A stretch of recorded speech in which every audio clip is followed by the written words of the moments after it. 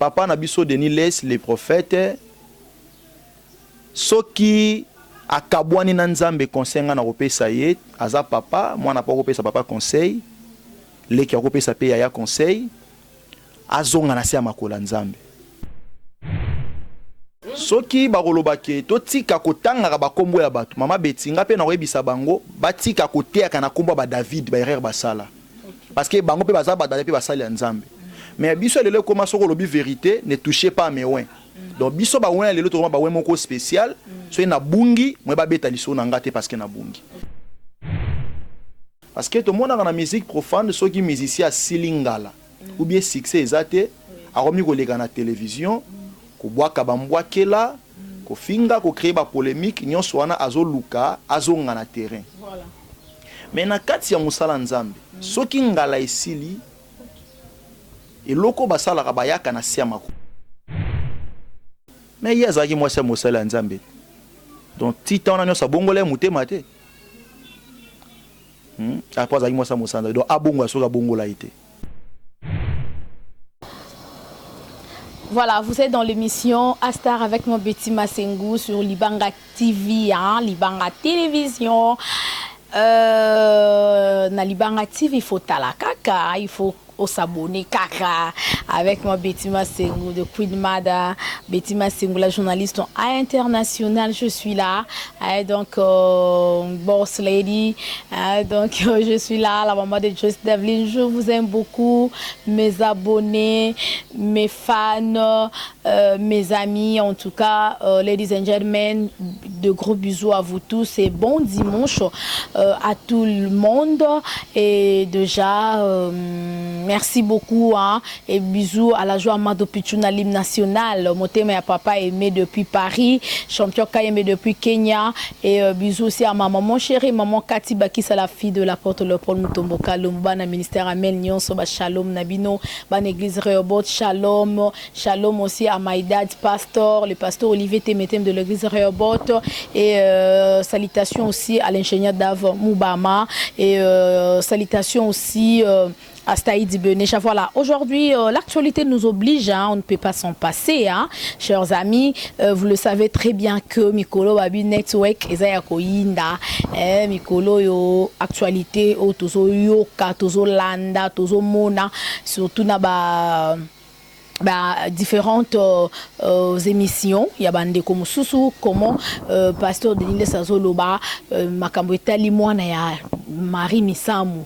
Ah, donc, personne âme, n'est au Lobacariste in peace, que son âme repose en paix, balbi que à Paris, Misamu, Bisotoyebi, Sœur Marie Misamu, Abotape Mwana Moko, na pasteur Moko, ya limité. Voilà. Et en plus de cela, le bi mikolo yo makamboza ya koyinda, nani azona dossier à Pegnel. Ou Alfandisi Pegnel 2 jours mobima la carte à prison a passé coup anniversaire en prison en tout cas. Bon, c'est la vie hein. Donc voilà. Le bi nani azona derrière Makambouana. Il y a une main noire. Où ils sont derrière Makambouana. Mais alors, tous appellent à l'homme de Dieu, l'évangéliste Gauthier Bokeka, bien que ça fait un bail. Tous en aïe. Bonjour, évangéliste Gauthier. Oui, bonjour, maman Betty. Bonne santé. Santé, ça bien, Nangolo et Nzambe, Ndenga Kosomona, parce que tout ça, c'est un déplacement. Les bandes à capitale, mais pour le moment, Dieu a fait grâce, tous sont en bonne santé. Voilà. En tout cas, gloire à Dieu. Tu y as mis une émission à l'élo. Banda au salaki mariage. Tout ça, les émissions, hein, évangéliste Gauthier Bokeka. Félicitations d'abord. Namonaki ngamope nazalaki la fête ndenge fête leka ki bien topespe madame Mbote na bébé na biso kuna nzamba zala na bino. Alors un mot d'abord na bana na nzambe oyo bazolanda na émission moi mikolo leka ki mo ebele lelo bazuyo ebisi bango nini avant tokota na sujet ya lilo. Bon, avant de lancer bamona nga liboso ya bana nzambe bazolanda ngai, premièrement na pesi bango nyonso Mbote bisike ezwami bango pe Yami balé nene bisabango nzamba zana bomoi malgré ba aventurier ba lokuta bazali mais il y a aussi des vrais. Donc vous considérez toujours ba vrai ndenge vous considérer bango mais vous à la prudent parce que ça tanazo jouer ma casse na kata terrain. Mais abeta rendre na kwata. Yango déplace au réussir te. En tout cas, merci, c'est bien dit, évangéliste Gauthier Boukeka. N'ayez que bande ko ba biso baza vraiment ebele baza na besoin bazwa vraiment point de vue na yo pe ou ba argument na yo ba yo ka par rapport à sujet to lobela lelo moko pe o azape mosali na nzambe lokola yo prophète Denis Lesi to ki na ba image na ba émission ndenga lobi par rapport à makambo Italie mwana oyo aza na Belgique il y a sœur Marie Misamou. Attends que Moussa Nzambe. Est-ce que ce qui est vrai, Moussa Marie Missa Mabota qui moana, est-ce que c'est une façon ya koloba ngo bongo na télévision ba kunyo so ba yeba ou bande kona yende ba koka koloba ou Moussa Nzambe na droit ya ko étaler via mutu boy na télévision. Bon, nene bisa bana Nzambe wazola nanga mama Betty. Na ndenge na zui ba entraînement na sia makola papa na ngai molimo na Moussa Nzambe. Na yekoli ko finga te, ko tiola te, donc na zalaka vraiment poli na musala nzambe na respectaka ba ene, mais objectif nangai principal eza ko sauver nde ba âme. Alors pour na raison ya ko sauver ba âme na lobaka vérité. Yango bana nzambe wazolanda ngai pas comprendre et lobeli nangai eza toujours pour na ba intérêt na bango. Donc na ye vraiment tena tangara ba kombo ya bato. Mais na biso eloko moko mama Betty. Musala ya nzambe eza lokola musique profane te. Parce que tout le monde a la musique profane, ceux qui musicien silingala ou bien succès ezate, a remis ko lega na télévision, ko boaka bambwa kela, ko finga ko créer ba polémique, nyonso wana azoluka, azonga na terrain. Voilà. Mais na kati ya musala nzambe, ceux qui ngala esili et loko basala rabayaka na sia makola nzambo kiti na sia makola nzambe osali repentance sincère et na musala nzambe penga lesila ka mais oui bongo soki mutatambo na obanga nzambe te OK mingi ozomona wana o bazoleka na TV ko finga na bango bazofinga na bato bazolobela wana bango tunga lesi esila donc mingi wana oui na biso pasteur Denis Ngalesila est déjà peut-être kolo yene mutana succès na net ouais que antolo ba vérité hein. Ah, il faut qu'on se le dise, hein, pour y aller micro, pensa, ben mission y na network, donc internet quoi. Mais ce qui mosali nzambe ya solo, a oleka na babiloka ko finga te ko kumisa ba musicien profane. Ba réseaux sociaux. Oui, ba musicien profane wana to bengaka baza bande ko na biso to bota mabota moko, mais to sala ka misala moko te. Biso to za bato za ko influencer bango Christ. Bala na nzela na biso. Voilà. Mais et non to koma ko kumisa ba œuvre na bango, ba succès na bango parce que to bi bazora ba succès wana na nenya malamu te. Donc yo za raconte ngo. Mosala nzambe pa ko okendeta la musicien mona nda kunete ne to mona prophète akendara Denis Lesi vraiment akendara na ya kangi pe photo publier vidéo dernièrement auto la Koffi Olomide et mon peu akata la bed achou et mon akata lipe fali pou palobele na ba émission eza mabe. Bazali batu bazabikela mwanza menenge biso tozali toroki jamais ko kima bango mais toza na ba limite ya ba point pembeni na bango parce que malgré biso toko sala musala ya musique mais to sala musique moko te oya bango bazoyemba mutakala ya mwasi bazoyembela mutamokila pesa embongo mais oya biso toza ko honorer nzambe donc toza vraiment ndenge moko te ata tokota ka studio moko mais toza ko adorer mutu moko te. Donc baza bandeko to yolia sani moko ndaku moko mais so ekomi ya kokumisaka kolobelaka alekina nyo na mbongo wana mutu wana za sumosala nzambe te da komi mutu amatolo yango na bisio na musala nzambe eza lokola musique profane te mais ya pesa point de vue na ye hein lobi na ba pasteur mbongo pasteur azana mbongo makasi ba ka 3 wa na Kinshasa pasteur ya Liloba, prophète Konde Dominique Mutaliboso, ya Bibale, pasteur Moïse Mbiye, ya Misatu, pasteur Kabundu Alessa.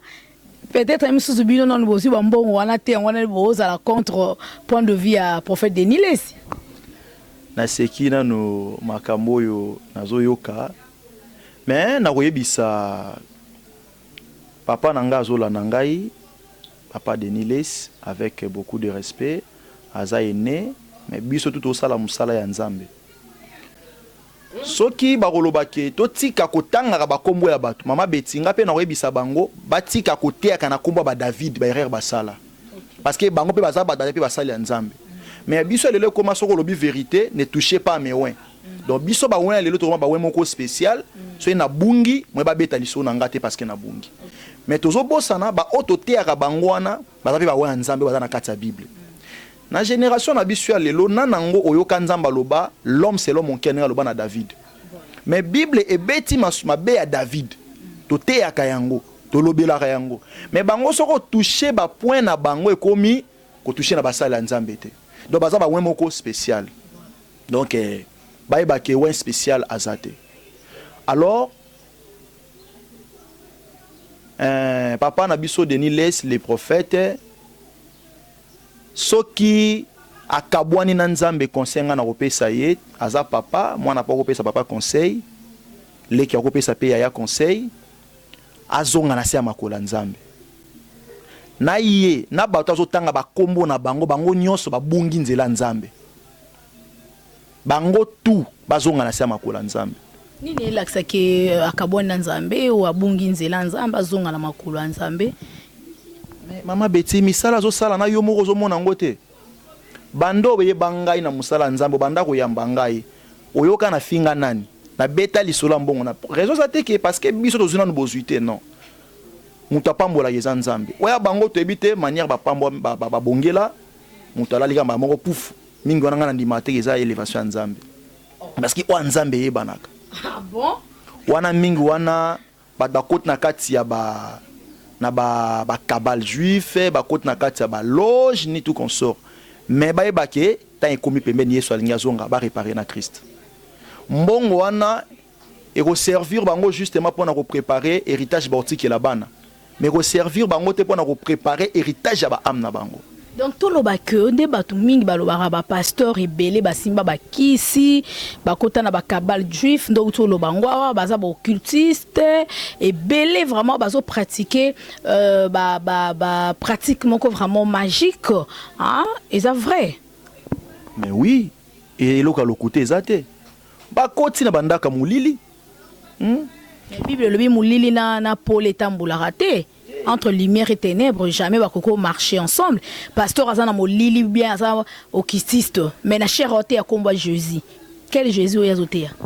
Yo tanga Bible te na kati ya Bible ezana ba Jésus mibale, ba benga moko bar Jésus. Tanga Bible très bien. Oui, il y a bar Jésus on a un magicien. Donc bango ba servira bar Jésus. OK. Biso servira Jésus Christ.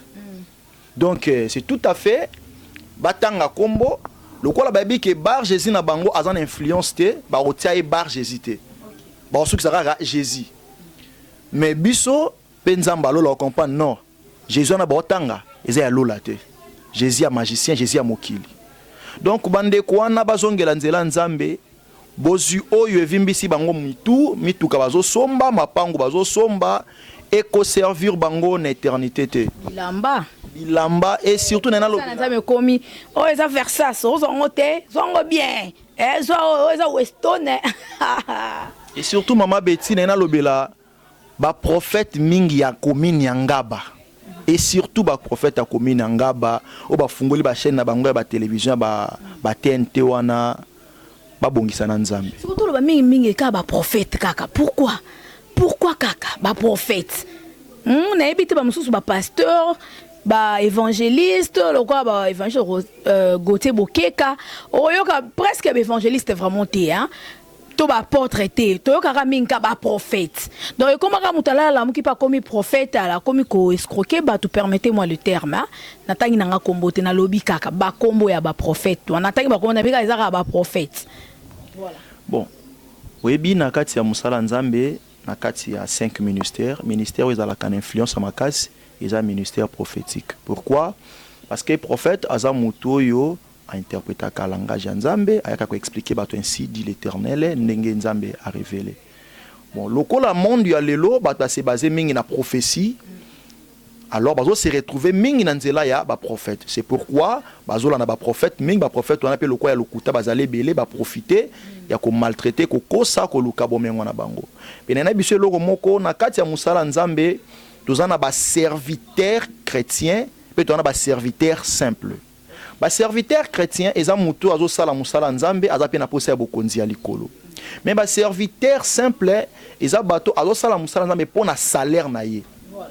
À vivre, à tonga, à bonga, donc y a ta kosi prophétie le belé lo mon côté.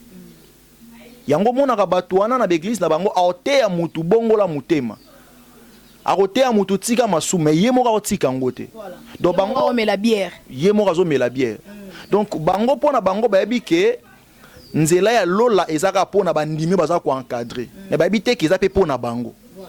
Ba yebi te. Kana ngonga suka nde nzambo juge bino nde ba pasteur makasi ne toyo na Bible et comme na salela kiyo na bikisa ki babeli nzambo yebiso nini na ebiote.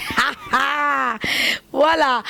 Tout côté on a deuxième point l'homme de Dieu évangéliste Gauthier Bokeka. L'autre numéro là donc isa plus 243 9 wana isa numéro ya évangéliste Gauthier Bokeka. Anytime azala toujours free pour bengae donc partout boza na sujet de prière oza na problème ezotungisa yo mosai na nzamba zali akobonde la pona yo. En tout cas tozo kosa mamwa trop na basai na nzambe ya lokuta yango penze biso vraiment nzamba sunga. Oh vraiment au moins na muto aza série au sala nzambe na bosolo batu ba bengete ba kebenga ka o azo escroquer o kaka peso kaka prophétie monique prophétie wana après kope sa prophétie après c'est là o le barata pasteur nangai pasteur Olivier Temeteme après c'est là après kope sa prophétie. Donc et bon on va passer prophétie mon ça na bondeli ponango ya mabe ekokisami te ya malamu ekokisami mais banda ba pesa prophétie banda 1800 ti lelo to na 2021 to ke 2022 ekokisama. Donc voilà, merci beaucoup à prophète Botiko ko sabana na nzambe ce n'est pas bien likamwa Peniel un mot par rapport à ça mutu o pa balara Peniel ex mari na epe azape serviteur de Dieu le là comme pasteur Mike Kalambay mo ba nungu mo ezo tambola likola kombo na ye na ebité soki divorce na yende mutu zo lukele problème to nini soko kolo bani mosai na nzambe par rapport à ça peut-être dans la concert ko pesa ye na mwasi déjà lelo ba uta ko libérer ye donc aza libre voilà. Bon, likambo wana vraiment naza na mingi ya kolobate parce que nazomona comme si ezo concerné ngapindate ou eza beaucoup plus et bongi na sauvende milimo ya batuye aza biloko nazo sala eza o ya italier conseil na pesa moke ayamba Yesu abongola mutema na ye pe na entourage na ye bazo sala biloko wana bango to abongola mitema donc elo na bongana loba. Mais biloko na ngole kota ba conflit entre bino na bino comme au pasteur o na solisake te pasteur o te ya za mutabakisi te ya sala ka boza makiono te yango biloko na nyonso te ezo kota ba conflit entre bino na bino ba sai na nzambe. Mama Betty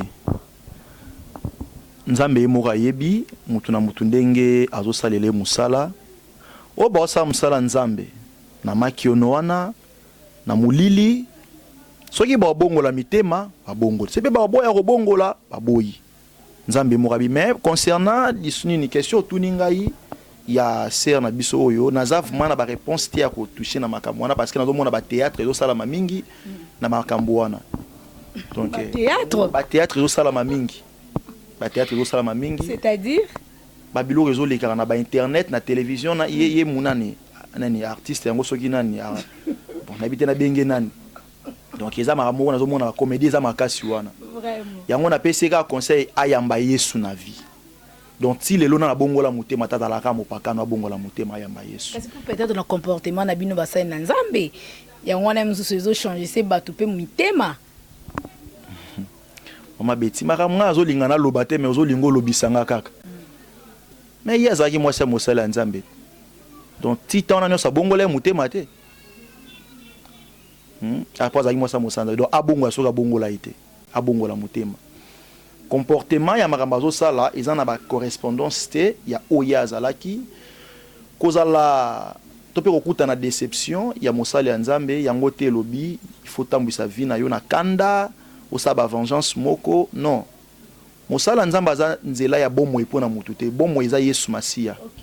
Alors mosala nzamba aza mutu akosala pe mbeba tout consort kolinga te mbeba ya sala yo ekoma vite pe moda vie na yo komi otambola nango pasteur mona linga kaya balaka nga sala nga boye yango pe bebisa ngai okota li boye abero bala sous pasteur te après ça déjà ba critère na ye so on a besoin CV ba ibo ke côté ça pas prophète Denis les ça peut pas critère pasteur te joueur te journaliste te na lingi na lobelo moko ya suka voilà muto yo azaka na posa ya libala ala sango na télévision tu wana eza ba théâtre wana ah bon donc elo na ina loba susu boye basali ya nzambe bazonga na sembo basala o ezali essentiel mingi ba osala wana na ba doctrine na bango eza essentiel te ona liaka musunité biso dolataka ba jipi ya milai oh biso to liaka nini boete yo oliaka musunité mozui farine o modifier na forme ya cuisse ya likayab o kalingeli bato donc wana donc o consommer péché moko intérieur plus que oyo